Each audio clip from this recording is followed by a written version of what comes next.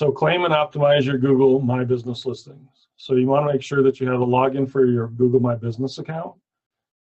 Again, if you're doing this yourself, if you've hired a provider, they'll have that information.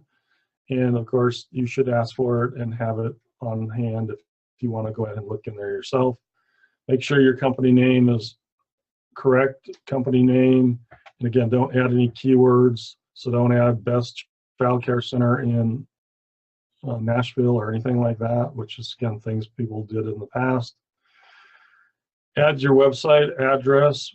Make sure it's correct if you're HTTPS versus HTTP, which our customers are now, the majority of them.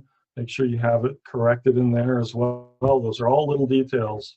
But the big thing is your address inside that Google My Business listing is also a high quality, one of the highest quality backlinks that you can get.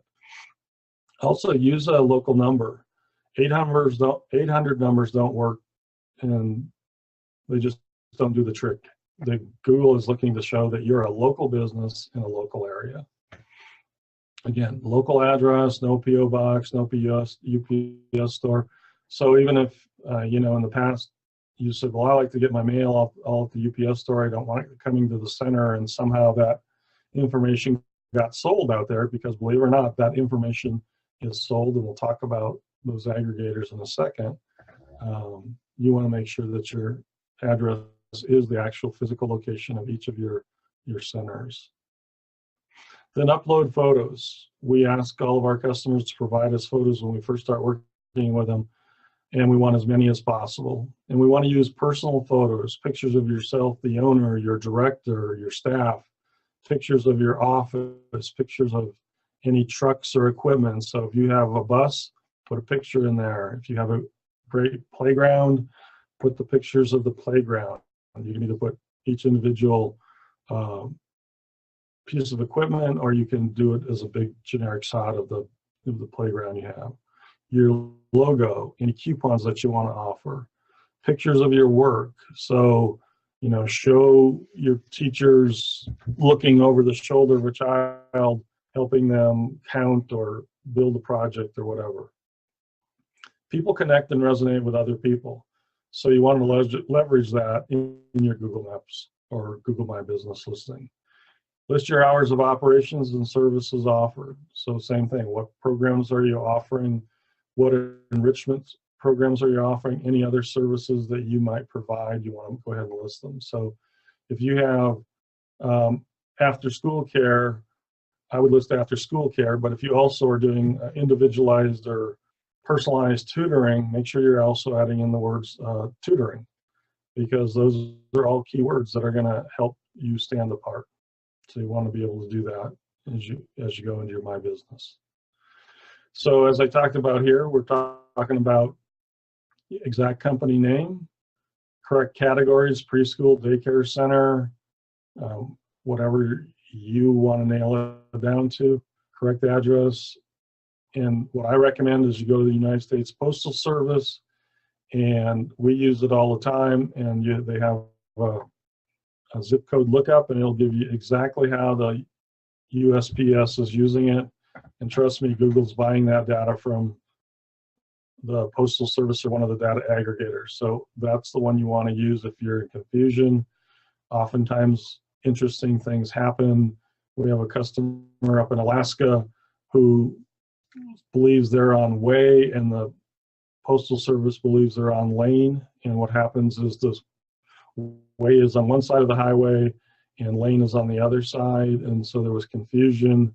And so now they're down working with the Postal Service to get sorted out exactly where way ends and lane begins. Make sure your hours are in there. Make sure your main business phone number is in there.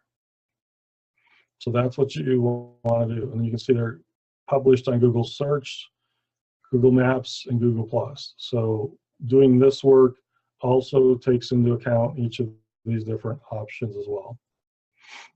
What else can you see in there? Well, first of all, you can see insights. So what does this tell me? Well, it tells me that in this 1 month period, 2.36 or 2360, gosh, I can't even talk to them, 2,360 people saw their Google Maps and my Google My Business listing in the last 30 days. That's pretty phenomenal all by itself. But then you look at here and you can see that there was 140 actions taken. And then on top of that, they got 41 calls from the Google My Business page. So it's something that you want to be paying attention to and making sure that you're getting the best value possible. But again, it takes a lot of work. It takes building citations and consistency with your name, address, and phone number. In our case, we work for 250 listings over time. So you're actually getting on super pages, CitySearch, Local.com, Angie's List, Magic Yellow, all these different ones that you see up here. So you have lots of citations across the web. And again, that's your brand. So you want to make sure that it's in alignment. So again, the company name's correct, address correct, phone number's correct. If the particular directory allows you to put in a 100-word description of what your business does, make sure that you're getting that correct with good keywords, defining the programs and services that you offer, and don't just leave it blank, because again, that's telling Google more and more about who you are.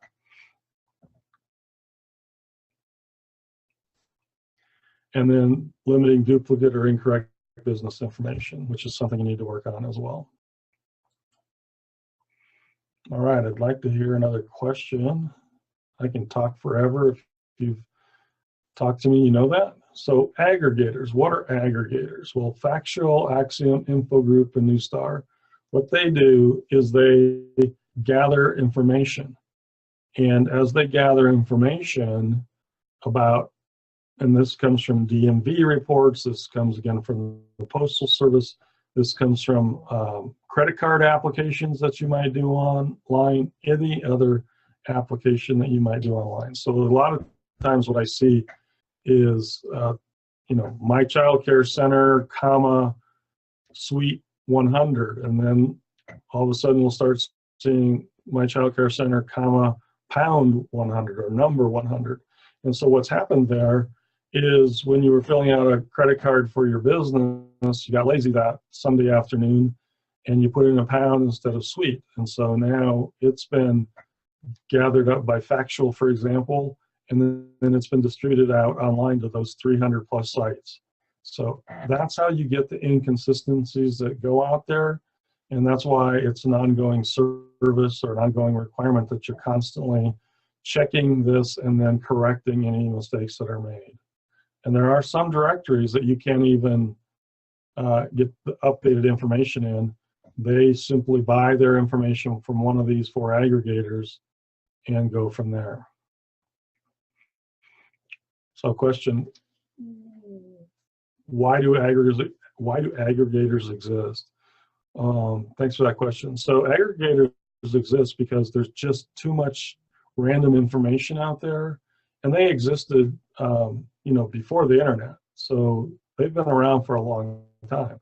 It's just now they have a new sales opportunity where they used to just sell lists. Like Infogroup's a great example. You used to be able to just buy lists and phone numbers and the title of the particular person that's running the organization, or if you wanted the marketing manager or whatever variation on the title that you want, you could buy it and get it all on a printed label or on a list. And today, Infogroup is still doing that same thing, but now they're selling those lists online. They're also helping you do broadcast emails if you want to do that. And then, like I say, that one of the biggest revenue streams is that they constantly send the data out to the various online search sites, and they get paid for that. So that's their subscription service that they do.